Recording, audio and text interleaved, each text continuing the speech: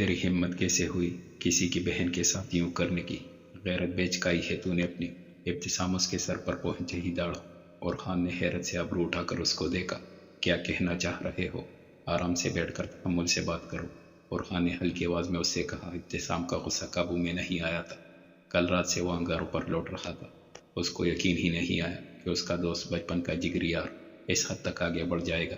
اس کی بات سنتے ابتسام کو اور پیش آیا۔ ذرا سا جھک کر اس نے دونوں ہاتھوں سے ارحان کے بلیک آئی نیک کو سینے سے دبوچا تھا اور ایک جھٹکا دے کر اس کو کھڑا کیا۔ ارحان نے حیرت سے اس کے دونوں بازو کو اپنے گریباں جکڑے دیکھا۔ اس کو ابتسام کے پرتیش رویے کی وجہ سمجھ نہیں آئی۔ پاگل ہو گیا ہے ابتسام، گریبان چھوڑ اور تمیز سے بیٹھ کر بات کر۔ یہ کیا جاہلوں والا طریقہ ہے؟ ارحان نے ایک بار پھر اس کو تحمل سے سمجھانا چاہا، پر وہ اب بھی اس کا گریبان پکڑے کھڑا تھا۔ ارحان کو بھی اب اس پر تیش آنے لگا تھا۔ تو اسی انداز کے قابل ہے گھٹیا انسان؟ تجھے شرم نہیں آئی اتنی ستی حرکت کرتے ہوئے؟ تو نے اس کو اغوا کیا اور دھمکی دے کر اس کو راضی کیا۔ ارحان تو اتنا گر جائے گا میں نے سوچا نہیں تھا کبھی۔ ابتسام ہذیانی کے کیفیت میں اس کے چہرے پر داڑا اور اس کا گریبان چھوڑ کر ایک زوردار مکہ اس کے منہ پر مارا۔ ارحان نے منہ پر ہاتھ رکھ کے ہونٹ بھینچے اور جھک کر ٹیبل پر پڑے ٹیشو باکس میں سے ٹیشو نکال کر اپنی ناک سے نکلتے خون کو صاف کیا۔ تو تجھ تک بھی پہنچ گئی یہ خبر؟ ہاں، وہ طنز سے بجھے لہجے میں بولا۔ ابتسام پھر غصے سے بپڑا۔ اس کی سمت بڑا تھا، لیکن اس بار ارحان نے اس کا گریبان پکڑتے اس کو اپنی حرکت سے باز رکھا۔ کیونکہ میں جل رہا تھا، مانتا ہوں غلط کیا، نہیں کرنا چاہیے تھا، انتظار کرنا چاہیے تھا اس کا، لیکن آخر کب تک؟ وہ تو روٹ کر ہی مجھ سے میری اس بات پر گئی جو میں نے کبھی کی ہی نہیں۔ اتنی اذیت میں وہ رہتی رہی اور مجھے بھی رکھا۔ چلو اس کی اذیت تو اس کے خود ساختہ سچ کی بنا پر مجھ سے نفرت کرتے ختم ہو گئی تھی، پر میرا کیا؟ ہاں، میں آج تک سزا کاٹ رہا ہوں اس گناہ کی جو کبھی میں نے کیا ہی نہیں۔ وہ دیوانگی کی حد پر کڑے ابتسام کو دھکا دیے اپنے بال موٹیوں میں جکڑے چلایا۔ اب حیرت میں پڑنے کی باری ابتسام کی تھی۔ باہر ڈرائنگ روم میں آتے آصف ملک بھی دونوں کی باتیں سن کر ٹھٹک گئے تھے اور اندر جانے کا ارادہ ترک کیے وہاں ہی دروازے کی آڑ میں کھڑے ہو گئے۔ کیا مطلب؟ ابتسام اس کی سمت بڑھتا بولا۔ ارحان نے زخمی نظریں اٹھا کر اس کو دیکھا۔ جو گناہ کیا ہی نہیں اس کی سزا کاٹ رہا ہوں اب تک۔ آج سے 3 سال قبل تمہارے ڈیڈ کے ساتھ پی سی ہوٹل میں بیٹھا لنچ کر رہا تھا، جب انکل نے مجھ سے پوچھا تھا میری پسند کے بابت۔ میں نہیں بتانا چاہتا تھا ان کو کچھ، کیونکہ مجھے ڈر تھا کہ وہ کہیں اغا جان کو نہ بتا دے۔ میں نے ان کے سوال کا جواب انکار میں دیا۔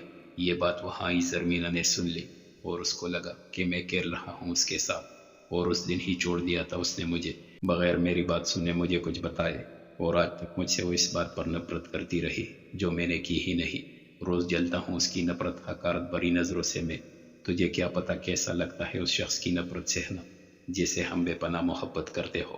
تو نہیں سمجھ سکتا کبھی بھی۔ پچھلے 3 سال کا مرثا نہیں ہوتا۔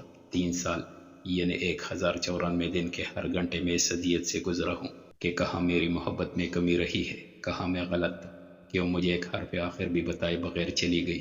کل رات یہ وجہ مجھے بتائی گئی ہے اور اب بھی سزا کاٹ ہی رہا ہوں، کیونکہ ابھی بھی یقین نہیں آیا ہے اس کو میرے عشق کا۔ اس کی غموں سے نڈال ٹوٹی ہوئی آواز ڈرائنگ روم میں گونجی۔ آصف ملک کچھ سوچتے ہوئے وہاں سے ہٹے تھے۔ ارحان تو سن میری بات۔ ابتسام اس کی حالت دیکھ کر اس کی سمت بڑھا۔ ارحان نے اس کو ہاتھ اٹھا کر قریب آنے سے باز رکھا تھا اور خود اٹھتا ہوا لمبے لمبے ڈگ بھرتا ڈرائنگ روم سے نکلتا کار پورچ میں آیا اور گاڑی میں بیٹھتے ہی کار سٹارٹ کرتا وہ زن سے گاڑی کار پورچ سے نکالتا سڑک پر دوڑا گیا۔ اس کی کار سٹارٹ ہونے کی آواز پر ابتسام صوفے پر بیٹھتا اپنا سر تام گیا تھا۔ وہ نہ جانے کتنی دیر تک بے مقصد سڑک پر گاڑی دوڑائے جا رہا تھا۔ غصہ تھا، افسوس تھا جو ختم ہونے میں آیا ہی نہیں۔ وہ تک گیا اپنی ایک جیسی کیفیت سے سڑک کے کنارے گاڑی روک کر اس نے اپنا سر سٹیئرنگ وہیل سے ٹکا لیا۔ بہت دیر تک ایک ہی پوزیشن میں بیٹھا رہا۔ موبائل کی میسج بیپ پر اس کو ہوش آیا۔ سیدھے ہو کر ڈیش بورڈ پر پڑا موبائل اٹھایا اور میسیجز کھولے۔ پوری ہے تو لینے آ جائیے یا میں کیب میں آ جاؤں، زرمینہ کا میسج تھا۔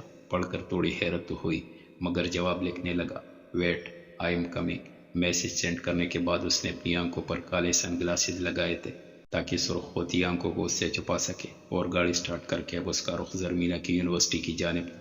تم کس کے ساتھ جاؤ گی؟ وہ دونوں لاسٹ پیریڈ لینے کے بعد گارڈن ایریا میں بیٹھی تھی جب پلوشا نے اس سے پوچھا، ارحان کو میسج کیا ہے، وہ آئیں گے؟ چلو پھر میں بھی انتظار کر لیتی ہوں جب تک نہیں آ جاتے وہ، پلوشا نے اس کو دیکھ کر کہا۔ زرمینہ نے سر اس بات میں ہلا دیا۔ پھر کیا سوچا آگے کا؟ ڈرائیور کو انتظار کرنے کا میسج کر کے وہ گاس پر لیٹنے کے انداز میں سر کوہنی پر ٹکائے بیٹی زرمینہ کو دیکھنے لگی۔ میرا دل کہہ رہا ہے کہ وہ سچ بول رہے۔ زرمینہ نے نظریں جھکائی جواب دیا۔ پلوشہ مسکرا دی۔ تو بس پھر ختم کرو یہ سب اور صلح کر لو، کب تک ایسے ہی لڑتی رہو گی؟ پلوشہ نے ایک بار پھر وہی حل دیا تھا اس کو، جس پر زرمینہ نے چہرہ اٹھا کر اس کو دیکھا۔ لیکن دماغ اس کا کیا کہوں؟ پلوشہ اس کے منہ سے نکلنے والی بات سن کر نہایت بدمزہ ہوئی۔ چھوڑ دو تم، لڑتی رہو۔ اس نے ہاتھ کے اشارے سے اس کو دفع ہو جانے کو کہا۔ زرمینہ نے مسکراہٹ ضبط کر کے اپنا موبائل اٹھایا، جس کی اسکرین پر میسج چمکا تھا۔ کہاں ہو؟ میں تمہارے کیمپس کے باہر انتظار کر رہا ہوں۔ اورحان کا میسج پڑھ کر وہ اپنی چیزیں سمیٹ کر اٹھی تھی۔ پلوشہ بھی منہ بسورے کڑی ہوئی اور اس کے ساتھ ساتھ قدم بڑھائے دونوں گارڈن سے باہر آ گئی۔ زرمینہ نے اس کا ہاتھ تھام کر ہنستے ہوئے اس کو اپنی جانب کھینچا۔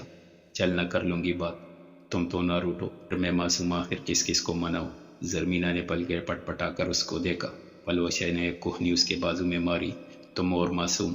ہاں ہاں ہاں، اتنا جھوٹ بولو جتنا سامنے والے کو ہضم ہو سکے۔ بیٹا میں بہت معصوم ہوں، دیکھو میری شکل کتنی معصوم ہے، بالکل چھوٹی بچی جیسی۔ وہ دونوں ہنسی مذاق کرتی پارکنگ ایریا میں آ گئی تھی۔ پلوشہ کی گاڑی سامنے ہی کھڑی نظر آئی۔ بس کر دے، یہ دیکھ ہاتھ جوڑے ہوئے ہیں میرے۔ پلوشہ نے اس کے سامنے ہاتھ جوڑے۔ زرمینہ کلکلا کر ہنس پڑی۔ کچھ دور بلیک سوک میں بیٹھے اورحان نے یہ منظر بڑی انہماک سے دیکھا۔ جاؤ جاؤ، معاف کیا، کیا یاد کرو گی کس سخی دل دوست سے پالا پڑا ہے تمہارا؟ اس نے پراخ دلی کا مظاہرہ کرتے ہوئے پلوشہ کو معافی دی، جس پر وہ بھی ہنسنے لگی۔ اب ڈرامے بند کر، دیکھ تیرا شوہر کدھر ہے؟ پلوشہ نے اس کو یاد دلایا پارکنگ میں آنے کا مقصد۔ زرمینہ نے اب روج کا کر اس کی کار کی تلاش میں نظریں ادھر ادھر گھمائی۔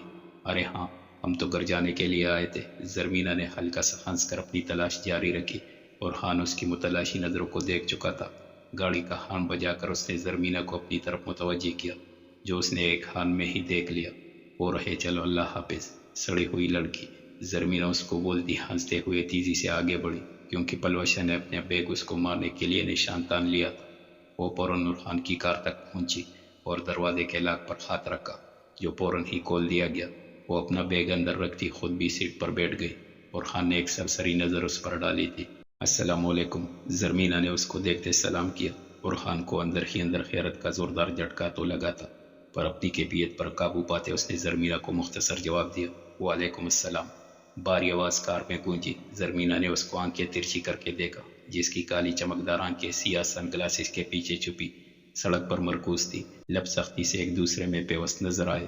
اس کو دیکھ کر زرمینہ کو ایسا ہی لگا کہ اب بھی وہ خفا ہے۔ اورحان نے اس سے کسی قسم کی کوئی بات نہیں کی۔ زرمینہ کو کار میں دبیز خاموشی کھول رہی تھی۔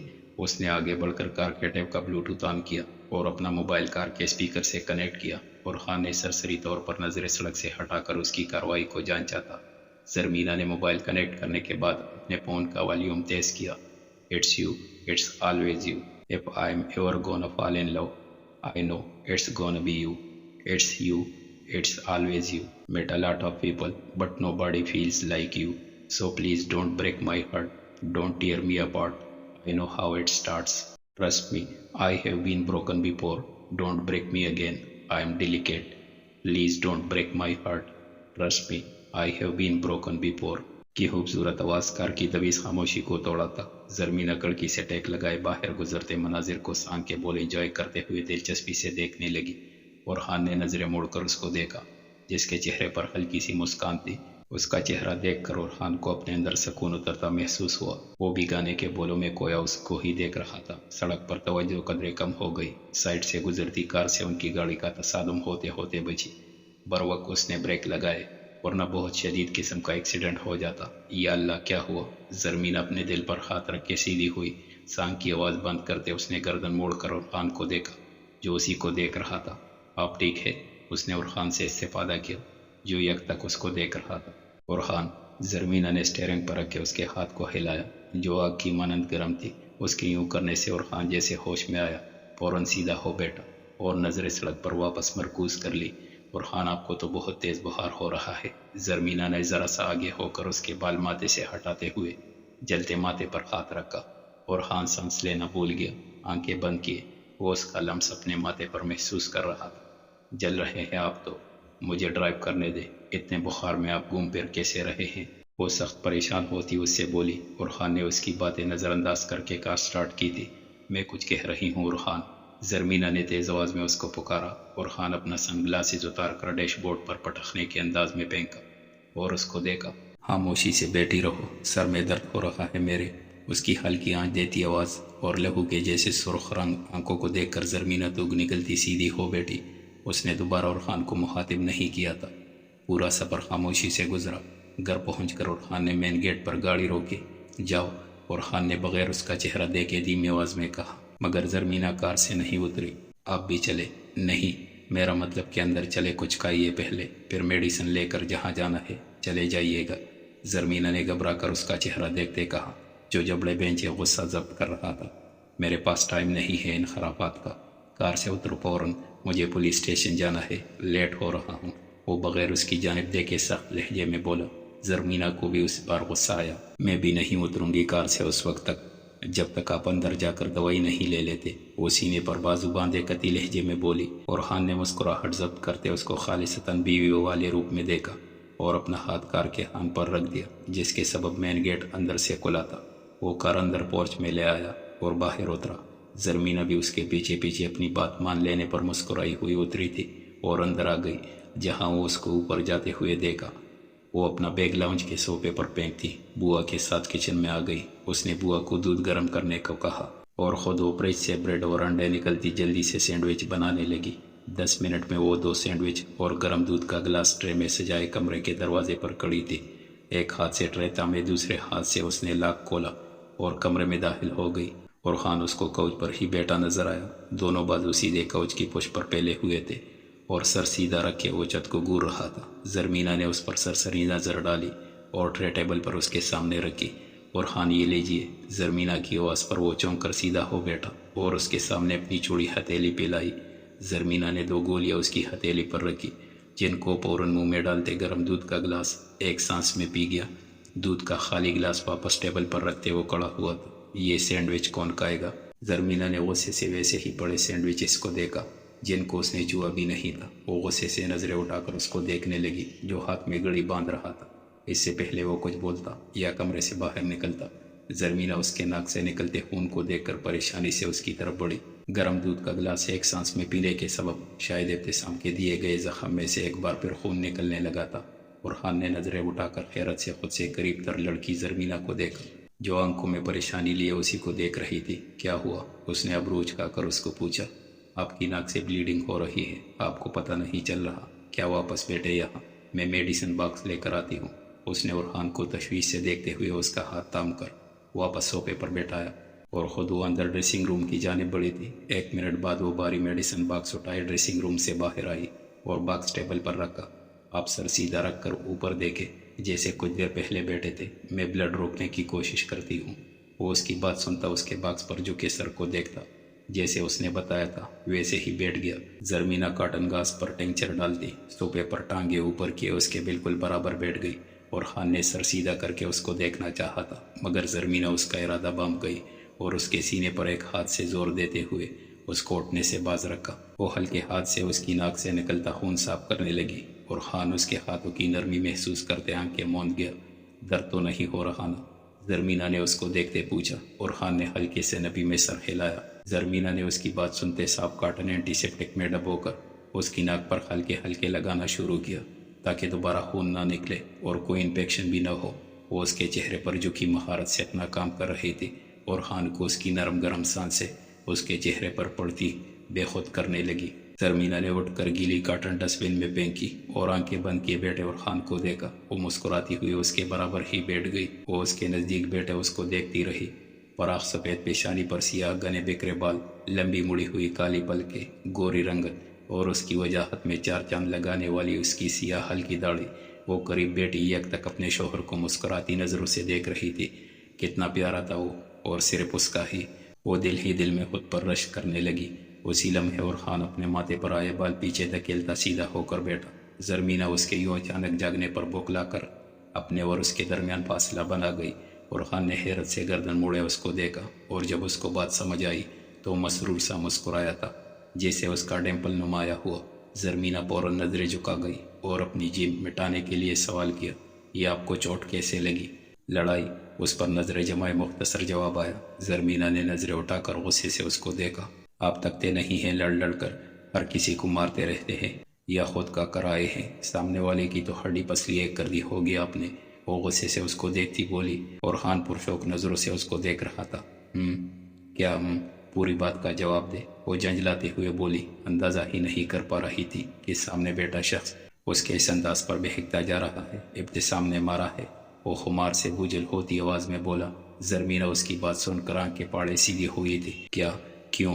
آپ نے بھی مارا پھر ان کو؟ اور خان نے مخبور آنکھوں سے اس کا حیران چہرہ دیکھا اور اس کی کمر میں ہاتھ ڈال کر اس کو خود سے قریب کیا۔ زرمینہ کو اب جا کر کہیں اس کی کیفیت کا اندازہ ہوا تھا۔ وہ اس کا چہرہ اپنے قریب ہوتے دیکھ کر اس کی آنکھوں میں خمار کی سرخی دیکھ کر ذرا بوکھلائی۔ اس کے سینے پر بوجھ ڈال کر وہ سیدھی ہوئی تھی۔ بتائیے نا، آپ نے بھی مارا ان کو؟ زرمینہ نے اس سے ذرا فاصلہ بنا کر ایک بار پھر اپنا سوال دہرایا۔ نہیں مارا میں نے، اس کی جذبات میں بھیگی آواز زرمینہ کے کان کے پاس گونجی۔ سر جھکائے وہ اس کی گردن پر جھکا، اس کے وجود سے پھوٹتی پرفیوم کی خوشبو اپنے اندر اتار رہا تھا۔ زرمینہ کے ہاتھ پیر پھولنے لگے۔ اس نے اپنے ہاتھوں کی انگلی اور خان کے دونوں کندھوں پر پیوست کر دی، اور خان مسکراتا ہوا ایک ہاتھ پیچھے لے جا کر اس کے بالوں سے پونیاں علیحدہ کرتا اس کے پورے ریشمی بال پشت پر بکیر گیا۔ اب آنکھیں بند کیے ان کی خوشبو کو محسوس کرنے لگا تھا۔ زرمینہ ہنوز اس کو کندھوں سے تامے گہری سانسیں لیتی، اپنی 200 کی سپیڈ پر دوڑتی سانسوں کو بحال کرنے کی کوشش میں تھی۔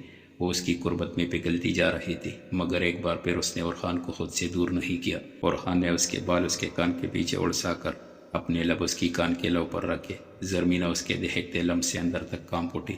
اپنے ہاتھوں سے اس نے اورخان کی شرٹ سینے سے دبوچ لی۔ اورخان اپنے لب اس کے کان سے ہٹاتا مسکراتے ہوئے خمار آلود نظریں اس کے چہرے پر ٹکا گیا، جو آنکھیں میچے گہری سانسیں بھر رہی تھی۔ اورخان مخمور ہوتا اس کے گلابی ہونٹوں پر نظریں جمائے ان پر ہی جھکا تھا۔ زرمینہ اس کی ناک کی چوٹ کا خیال کرتے اس کی گرم سانسیں اپنے ہونٹوں پر محسوس کرتی فوراً اپنا چہرہ موڑ گئی۔ اورخان نے جھٹ سے آنکھیں کھول کر اس کے حیا سے سرخ ہوتے چہرے کو دیکھا، جو کچھ اور ہی سمجھا تھا۔ ایک سرد سانس اس کے ماتھے پر خارج کرتا وہ کھڑا ہوا۔ اورخان کو ایسا لگا جیسے کسی نے ٹھنڈا پانی اس کے چہرے پر پوری قوت سے مارا ہو۔ ایک بار پھر وہ اس کو ٹکرا گئی تھی۔ لب بینتا ہوا اس کے برابر سے اٹھا۔ زرمینہ نے حیرت سے آنکھیں کھولی اور سرخ چہرہ لیے جبلے بینچے کھڑے اورخان کو دیکھا، جو اپنا موبائل اور گاڑی کی چابی اٹھاتا کمرے سے باہر آندھی کی مانند نکلا تھا۔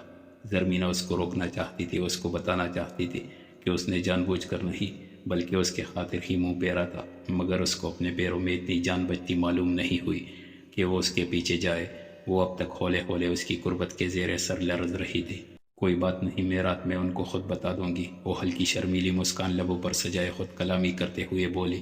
اس کی کیفیت سے سراسر انجان وہ اورخان سے دوبارہ ملاقات کا سوچتی شرم سے لال ہو گئی تھی، یہ جانے بغیر کہ اس کو اس ملاقات کی مہلت نہیں ملنے والی۔ آج ایک بار پھر آج زرمینہ نے اس کو ٹکرایا تھا، اس کو رد کیا تھا، بغیر کسی صفائی، بغیر کسی امید کے۔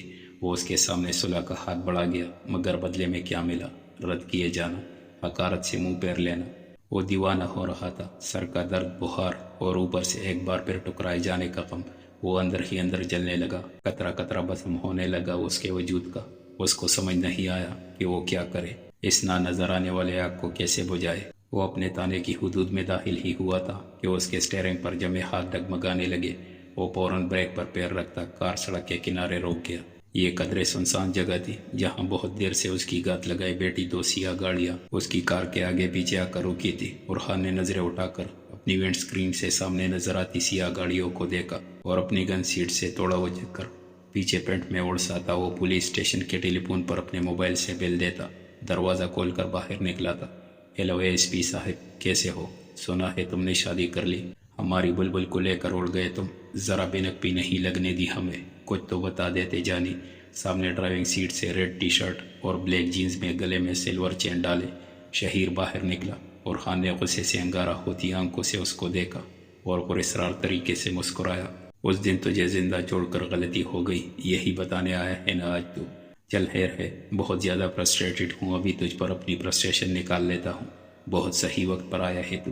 وہ جارحانہ انداز میں آگے بڑھتا اس کا گریبان پکڑ کر ایک زوردار مکہ اس کے جبڑے پر جڑ گیا۔